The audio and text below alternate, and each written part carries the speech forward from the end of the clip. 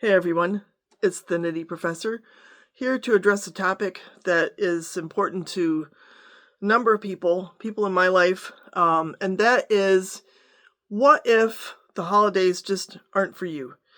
How can knitting, crafting, crochet, fiber crafting, etc. support you then? Because we tend to associate knitting and crochet with giving gifts and holiday themed stuff, but a lot of us, you know, the holidays aren't really for us. It could be maybe some trauma that happened, or depression, or some family division. There are a lot of reasons why the holidays may not necessarily be a high point for some people. And I thought just for a little bit here, we'd try to get away from the traditional, typical association of knitting and crafting with holiday gift giving, green and red, this or that, etc. And there are plenty of people for whom, like I have an uncle, he just doesn't celebrate holidays. My sister's grieving, she's not looking forward to Christmas. So if you're in that position, I would like to look at some ways that knitting, crafting, fiber crafting, etc. can actually be a source of joy through a period that can seem kind of dark. Another reason why some people have trouble with this period is because they just have a difficult time getting through those long nights and, just the lack of sunlight. So there are lots of reasons why this period can be kind of challenging. So let's look at a few points, starting with craft for yourself, not for the calendar. And it's just so tempting, you look for themes of, oh, what can I do with my knitting now? Well, what if you just knit whatever you want? Knitting doesn't have to follow holiday motifs. It doesn't have to follow expectations surrounding gift giving, or, oh, I have to have this decoration up, or whatever. Project can be done entirely outside the season. It could even be like rebelling against the season, maybe that's helpful. It can be freeing to feel that way. You can use like calming colors or soothing textures that can be a source of comfort, source of joy, or just work on long-term pieces that are ongoing, and not worry about, oh, I have to get this ready for Christmas, And here's another idea, the idea that you could create a no-shoulds zone. I remember talking to people in the past about sort of related topics, that you should get away from all the shoulds and oughts. Shoulds and oughts can really weigh us down. And if we apply them to our hobby, then they're weighing our hobby down, So just observe no obligation to produce gifts, themed items, or even to finish anything. Just, make your crafting into a haven, not a taskmaster. Now, another thing, and this is something that I've addressed from time to time in my videos, is the idea of crafting as emotional regulation. So if you're going through tough times, the rhythm of spinning, knitting, crochet, etc. can be very grounding. That repetitive motion, that's just a source of calm. It's like a sensory anchor, and can reduce anxiety and help prevent thoughts from sort of spiraling out of control. It can be a really nice source of emotional regulation. And again, it applies to all sorts of fiber crafts. Could even apply to, indoor gardening or woodworking or, painting. I have friends who do, color, painting with watercolors and drawing and coloring, like colored pencils, all kinds of stuff. I think they all apply. One of the nice things about fiber, though, in particular, is the whole idea of tactile comfort. So, as I'm knitting this lovely wool, this is actually a particularly nice sock yarn, this wool, and very unchristmassy colors today. You can focus on, choose that specific yarn that feels good. Alpaca, or maybe a nice rustic wool, or some cashmere, some mohair, add that nice halo to it. Maybe you want to knit something that's a summer project and use cotton or linen, and seek, a kind of a reassurance in just holding that fiber in your hand. Another thing that can be really helpful is a notion that small wins can matter. So if you do a row, or you finish the toe of a sock, or you cast something on. It's a victory, and you can celebrate it, and you can experience joy on a small scale without having to worry about, the big scale joy that everyone's trying to chase after by, loading up their credit cards or buying stuff on time that they can't afford just for a couple moments of, oh, isn't that cool? Got that nice present. And then, an hour later, it's like, well, what football game should we watch? So you could feel like I'm making progress. I am accomplishing something. My effort, my labor, my time matters because it has a tangible outcome. It can be very comforting at a time when, emotionally you're just feeling maybe lost or whatever. I have characters in my novel who are going through this. I have like this non-binary character whose parents rejected them. And they land in this kind of Christmas celebration. They're like, whoa, how am I supposed to feel about this? So yeah, it's, it's not rare. You can also just make a space for non-holiday creativity. Lean into themes that are sort of more lasting, maybe palettes that are inspired by nature, kind of an eternal natural theme, or geometric designs. Like this is a nice geometric design. Abstract textures. You could lean into cultures, if you're pursuing some kind of a cultural experience, realization, forget anything that's related to the holidays. This is celebrating, Southwestern Native American culture. And just these colors alone just make me happy. But the geometric designs, really, they do have an enduring quality. Abstract designs can do that. Or maybe you just want to do like a kind of a color study, like that sock yarn sweater I've been working on. I made some progress on that tonight. It's just so fun to see the colors unfold. It has nothing to do with the holidays, nothing to do with stress. It's just fun. You could also just lean into experimentation as a form of escape. Maybe try some stitches that you never tried before. Or one of you reported to me recently that I'm trying color work now, and it's exciting. It's exciting to try something new, to try your hand at it, to make progress. You can bill it as a kind of play that's freeing, but also brings a smile to your face. Make the project about discovery, as opposed to performance, because performance is nerve-wracking, but discovery can be exciting. And discovery at a time when it's dark and when there's a lot of stress and a lot of just overemphasis of, capitalist this or that, it can just be so freeing to just say, I'm going to experiment today with me. Like cables, I need to experiment more with cables, do something that is exciting, something that is new, something that's fresh.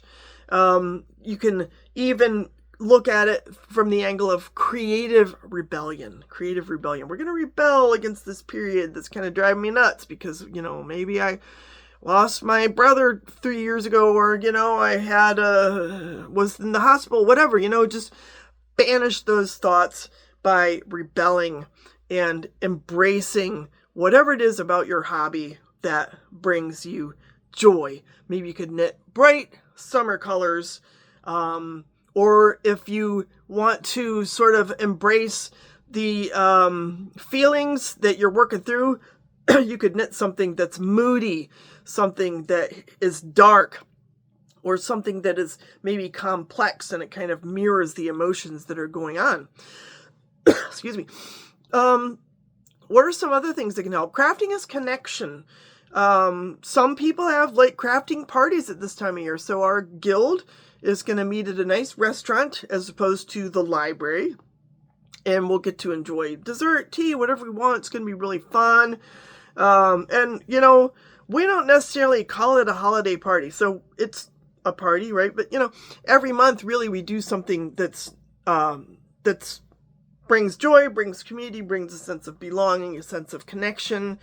And doing so without a seasonal pressure behind it. That's kind of what we're doing. We're just meeting at this restaurant. It's not like we're all gonna, wear ugly Christmas sweaters or, knit on Christmas stockings. We can, right? But there's no pressure to do that. And crafting circles can be safe harbors for a lot of people under a lot of circumstances. You could even, maybe just organize a spontaneous knit night. Have popcorn. I don't know. Could be even virtual. You could do over Zoom. You could do over Skype. And just lean into the companionship without worrying about, oh, we have to talk about the holidays. Just, take away the theme and just say this is about getting together and enjoying our company. Another thing that can be very helpful in this kind of a setting would be sharing the process. We have kind of a show and tell in our guild, and I would have to say that a lot of us feel kind of pressured to share a product, but a lot of us just share the process. And there's absolutely no pressure, and there doesn't need to be any pressure. It's just like, I'm enjoying spinning this bat of pink wool or something, and feel it. It's lovely.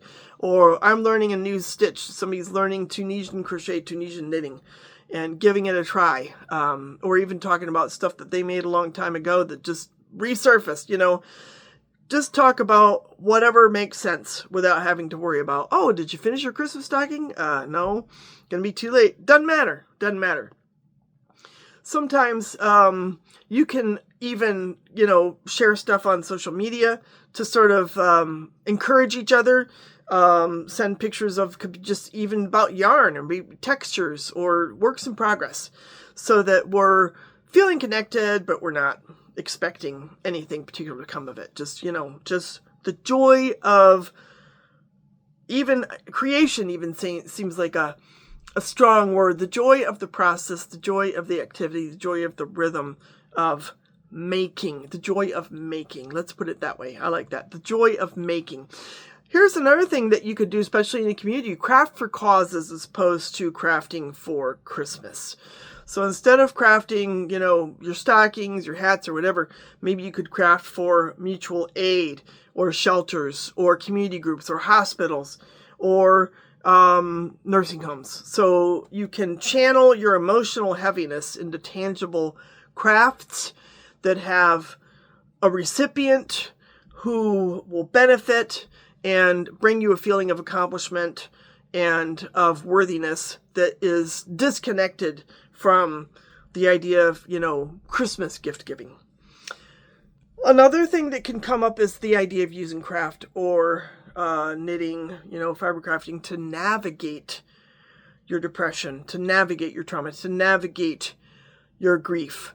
And of course, doing so without invoking the holiday theme is probably the best way to go about it. If your trauma is associated with the holidays, or your, family dysfunction or whatever is associated with really tough Christmases that just didn't work out.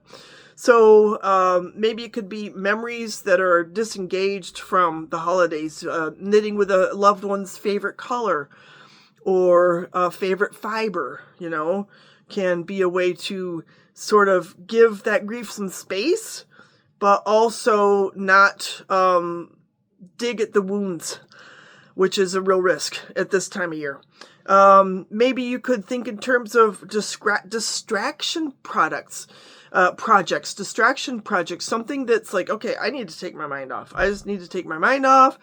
What would be fun? I have a little felting project here that I would like to start. It could be something I could just enjoy just on an afternoon when I'm, over the stress of trying to figure out what to get this or that person, or was I grateful enough, etc.